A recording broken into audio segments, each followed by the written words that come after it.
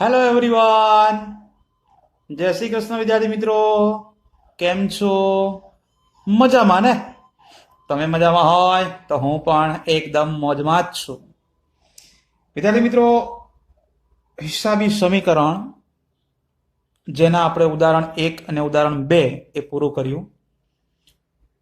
ત્યાર પછી આજે આપણે સ્વાધ્યાય શરૂ કરવાના છીએ અને એ સ્વાધ્યાયમાં પણ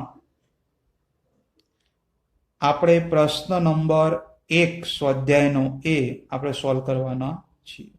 સ્વાધ્યાયનો પ્રશ્ન નંબર 1 એટલે કે વિકલ્પો સોલ્વ કરવાના છીએ આપણે, જે અગત્યના છે. હા, શું વિકલ્પો અગત્યના છે? એક વિકલ્પ અથવા તો એક ટૂંકો પ્રશ્ન એ એક્ઝામમાં હોય જ છે આ ચેપ્ટરમાંથી, કે મિલકતની અંદર વધારો કે મૂડીની અંદર ઘટાડો, એવો વધઘટ વાળો એક વિકલ્પ અથવા તો પ્રશ્ન હોય જ છે 100%. આવું હું પહેલા લેક્ચરમાં પણ મેં કીધું હતું, મેં તમને જ્યારે આપણે શીખ્યા હતા કોષ્ટક હિસાબી સમીકરણના ઉપયોગી તારણ, ત્યારે પણ વાત થઈ ગઈ છે. અને અત્યારે આપણે સ્પેશિયલ જે વિકલ્પો આપેલા છે એ જ સોલ્વ આપણે કરવાના છીએ. ત્યારે તો ખાલી કોષ્ટક સ્વરૂપમાં જોયું હતું, અહીંયા આગળ વિકલ્પ સાથે આપણે જોઈશું અને એની સમજૂતી સાથે હું તમને સમજાવતો જઈશ. અને ગોખવું પડશે નહીં. તો એ ગોખવું ન પડે એના માટે આપણે થોડું એવું પહેલા સમજી લઈએ, પછી આ સ્વાધ્યાયના વિકલ્પો પર જઈએ. આપણે હિસાબી સમીકરણ તમે જાણો છો કે A is equal to C plus L. આ આપણું હિસાબી સમીકરણ છે. એટલે કે આ મિલકતો, A ફોર એસેટ્સ, મિલકતો ઇઝ ઇક્વલ ટુ મૂડી વત્તા એટલે કેપિટલ વત્તા લાયબિલિટીઝ એટલે કે મૂડી વત્તા દેવું. આ આપણું હિસાબી સમીકરણ છે, જેમાં હવે આપણે એ ખાલી જોઈ લઈએ, જે અગાઉ વાત કરી હતી છતાં અહીંયા ફરીથી રિપીટ કરી લઈએ એટલે ગોખવું ન પડે. આપણે એની અંદર કોનો કોનો સમાવેશ થાય એની વાત ખાલી અહીંયા આગળ કરવાની છે. તો એની અંદર એક તો રોકડ શિલ્લક આવે, પછી બેંક શિલ્લક આવે, બેંકમાં પડેલા રૂપિયા. આ સિવાય બધી મિલકતો આવે, અન્ય મિલકતો, જેની અંદર જમીન, મકાન, પ્લાન્ટ, યંત્રો, ફર્નિચર, પાકડી, પેટર્ન, ટ્રેડમાર્ક, કોપીરાઇટ છે, કોમ્પ્યુટર છે, આ બધી વસ્તુનો સમાવેશ થાય, વગેરે વગેરે વગેરે. આ સિવાય માલ સ્ટોક. માલ સ્ટોકમાં આપણે જાણીએ છીએ મુખ્ય 4 છે: ખરીદી આવે, વેચાણ આવે. આ સિવાય બંને પરતો, ખરીદ પરત આવે અને વેચાણ પરત આવે. આ સિવાય અન્ય રીતે ગયેલ માલ પણ આવે. કે પછી લેણું હોય. લેણું બોલે તો મળવા બાકી બધી આવકો હોય, કે પછી અગાઉથી ચૂકવેલ ખર્ચા હોય. આ સિવાયનું અન્ય લેણું પણ આની અંદર આવે. તો આ જનરલી 5 વસ્તુનો સમાવેશ, ડિટેલમાં કહીએ તો આ બધી જ વસ્તુનો સમાવેશ એ એની અંદર થાય. અને આ બધી વસ્તુ ધંધામાં આવે, રોકડ આવે, બેંક શિલ્લક આવે, જમીન, મકાન, પ્લાન્ટ, યંત્રો આવે, માલ સ્ટોક આવે, કે મળવા બાકી આવક થતી હોય, તો આ બધી વસ્તુ ધંધામાં આવે ને એટલે તમારો એ વધે, મિલકત વધે.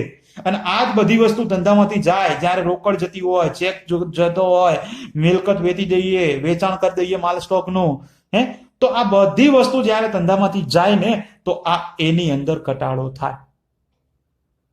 શું?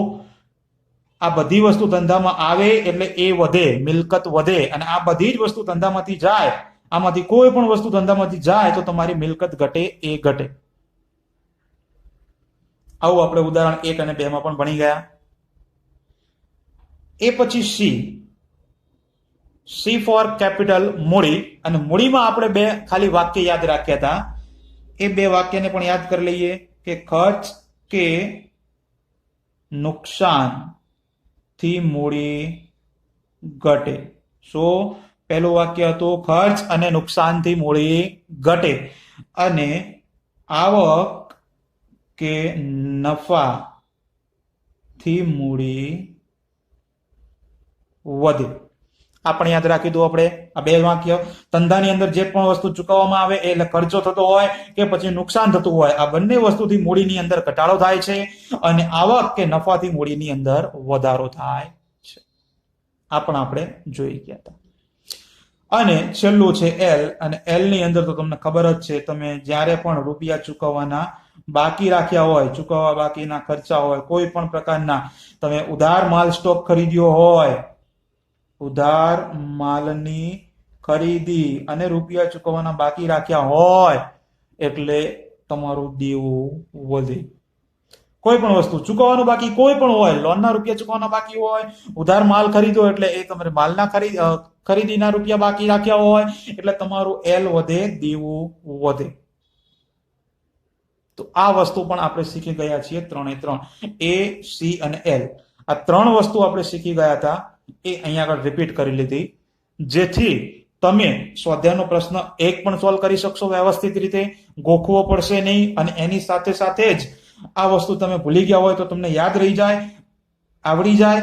અને ઉદાહરણ પત્યા પછી આપણે એક હજુ સ્વાધ્યાયનો દાખલો છે મોટો, એ પણ ગણવાનો છે, એટલે એ પણ સરળતાથી તમને આવડી જાય. એના માટે અહીંયા આગળ આ 1 ટાઈપ ઓફ રિવિઝન પણ થઈ ગયું તમારું. તો હવે ચાલુ કરીએ સ્વાધ્યાય પ્રશ્ન નંબર 1. એમાં આપેલું છે કે દરેક પ્રશ્ન માટે યોગ્ય વિકલ્પ પસંદ કરો. એવી કઈક વાત તમને અહીંયા આગળ કરેલી છે, અને એ આપણે હવે સોલ્વ કરવાનું છે. ચાલો, તો વિકલ્પ નંબર 1, માલિક ધંધામાં મૂડી લાવે ત્યારે. જ્યારે પણ માલિક ધંધામાં મૂડી લાવે, ધંધાની અંદર રૂપિયા આવે એટલે તમારી રોકડ વધે, એટલે કે એ વધે, મિલકત વધે. અને બીજી વસ્તુ, માલિક શું લાવે છે? મૂડી. મૂડી ધંધામાં આવે એટલે મૂડી પણ વધવાની જ છે, એટલે તમારો આન્સર મિલકતે વધશે, એમાં પણ વધારો થશે અને સીમાં પણ વધારો થશે, એટલે મિલકત વધે અને મૂડી વધે. એવો આન્સર આ રહ્યો, બ છે. મૂડી વધે, મિલકત વધે, તો બ એ તમારો સાચો આન્સર છે.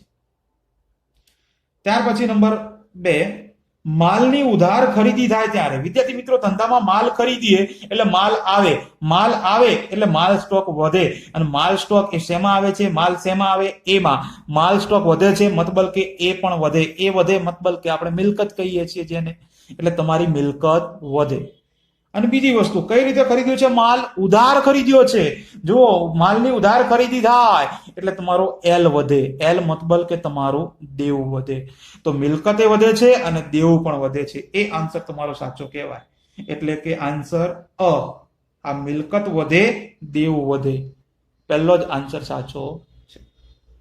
જો ગોખવું ના પડે વિદ્યાર્થી મિત્રો આવતા, નકે આમ ગોખવું પડે, આ વધો શું વધે ને ઘટે, કેટલું બધું યાદ રાખવું. પણ આ વસ્તુ મગજમાં ફિટ થઈ ગઈ હોય આપણા, એટલે દરેક વિકલ્પ કોઈ પણ, એ બુકનો આવે કે બુકની બહારનો કોઈ પણ આવે, એ તમને આવડી જ જાય, 100% સાચો જ પડે. પ્રશ્ન નંબર વિકલ્પ 3, મહેસૂલી ખર્ચ રોકડમાં ચૂકવવામાં આવે ત્યારે. મહેસૂલી ખર્ચ રોકડમાં ચૂકવાય. ચલો, ખર્ચ, પહેલા તો ખર્ચ છે એટલે તમને આ વાક્ય તો આવડે છે, ખર્ચ કે નુકસાનથી મૂડી ઘટે, એટલે પહેલું તો ખબર પડી ગઈ કે સી ની અંદર ઘટાડો થાય. બીજું, રોકડ ચૂકવવામાં આવે, રૂપિયા રોકડા ચૂકવી દીધા છે, ધંધામાંથી રોકડ જાય છે, અને ધંધામાંથી રોકડ જતી હોય એટલે તમારી મિલકત પણ ઘટે, એ પણ ઘટે, એ મતલબ કે મિલકત એ ઘટે. તો મૂડી એ ઘટે છે અને મિલકત પણ ઘટે છે, તો એ આન્સર તમારો સાચો કહેવાય. મતલબ કે આ બ એ તમારો સાચો આન્સર છે. મિલકત ઘટે છે, રૂપિયા રોકડા ચૂકવી દીધા, અને ખર્ચ થયો એટલે મૂડી પણ ઘટી, એટલે મિલકત ઘટે, મૂડી ઘટે, બ આન્સર સાચો છે.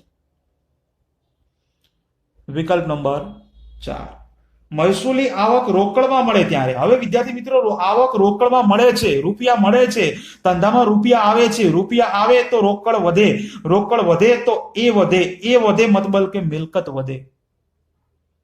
એટલે એક તો મિલકત વધે, ફાઇનલ થઈ ગયું. અને બીજી વસ્તુ, આવક મળી છે વિદ્યાર્થી મિત્રો, આવક થઈ છે ધંધામાં, તમે જાણો છો. આ રહ્યું બીજું વાક્ય, આવક કે નફાથી મૂડી વધે, મૂડી વધે, સી વધે, સી વધે મતલબ કે આ મૂડીની અંદર વધારો. મિલકતે વધે છે અને મૂડી પણ વધે છે, તો એવો આન્સર તમારો સાચો કહેવાય. મતલબ કે આ ક આન્સર સાચો થશે. જુઓ, મિલકત વધે, મૂડી વધે, આ ક નામનો આન્સર સાચો.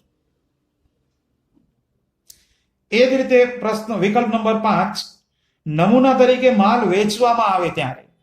વિદ્યાર્થી મિત્રો, નમૂના તરીકે માલ વેચવામાં આવે છે, માલ વેચ્યો છે આપણે, પણ નમૂનાથી, યાદ રાખજો, જ્યારે નમૂનાથી માલ વેચ્યો હોય ને એટલે તમારા ધંધાની જાહેરાત થઈ કહેવાય. નમૂના તરીકે જ્યારે પણ માલ વેચીએ એટલે તમારા ધંધાની જાહેરાત થઈ કહેવાય. અને જાહેરાત એક પ્રકારનો ખર્ચો છે, અને ખર્ચ કે નુકસાનથી મૂડી ઘટે છે. એટલે એક તો ખબર પડી સી ઘટે એટલે કે મૂડી ઘટશે. અને બીજી વસ્તુ, તમે માલ ધંધામાંથી આપ્યો છે, જ્યારે ધંધામાંથી માલ જતો હોય એટલે તમારા ધંધાનો માલ સ્ટોક જે છે એ ઘટે. માલ આવે તો માલ સ્ટોક વધે, પણ માલ વેચી દીધો એટલે ધંધામાંથી માલ સ્ટોક ગયો, અને જાય એટલે માલ ઘટે. માલ ઘટે મતલબ કે એ ઘટે, એ ઘટે મતલબ કે મિલકત ઘટે. તો અહીંયા આગળ તમારી મૂડીએ ઘટી અને મિલકત પણ ઘટી. તો એવો તમારો આન્સર સાચો કહેવાશે. મતલબ કે આ ડ, મિલકત ઘટે અને મૂડી પણ ઘટે છે. ઈઝી વિદ્યાર્થી મિત્રો, અઘરું કશું જ છે ને, ગોખવાનું પણ કશું સહેજ પણ છે ને. આપણે આટલા ઉદાહરણ ગણ્યા, 2 ઉદાહરણ ગણ્યા શાંતિથી, અલગ અલગ લેક્ચરમાં 2 લેક્ચર કર્યા આપણે એક ઉદાહરણના, કે જેથી તમે વ્યવસ્થિત મહેનત કરી શકો, કન્ફ્યુઝન ન થાય એના માટે. અને ફરીથી આપણે રિવિઝન પણ કરી લીધું, અને એના આધારે આપણે બધા વિકલ્પો પણ અહીંયા જેટલા આપ્યા હતા એ પણ સોલ્વ કરી દીધા. તો હવે આ રિવિઝન આપણે નેક્સ્ટ દાખલો જે ગણવાનો છે નેક્સ્ટ લેક્ચરની અંદર, એના માટે આપણે રિવિઝન કર્યું કે જેથી આ તમે વિકલ્પમાં તો તમે સોલ્વ કરી શકો. એના આધારે તમે આ દાખલા નંબર 2 જે તમને 19 વ્યવહારો લગભગ આપેલા છે, હા 19 વ્યવહાર છે, એટલે એમાં પણ આપણે 2 લેક્ચર કરીશું. તો એ પણ તમે વ્યવસ્થિત સરળતાથી યાદ કરી શકો અને દાખલો જે છે ગણી શકો. ઓકે, તો બાકી આ વસ્તુ યાદ કરી દેજો. વિકલ્પો લખી દેવાના હોય, પૂછવાનું ના હોય કેટલી વખતે. બાકી આપણે મળીએ નેક્સ્ટ લેક્ચરમાં દાખલાની અંદર. વળી પાછા ચોપડામાં જ ગણવાનો છે એ પણ દાખલો. તો ત્યાં સુધી બધાને Tata, bye bye, C you, અને પ્લીઝ ટેક કેર.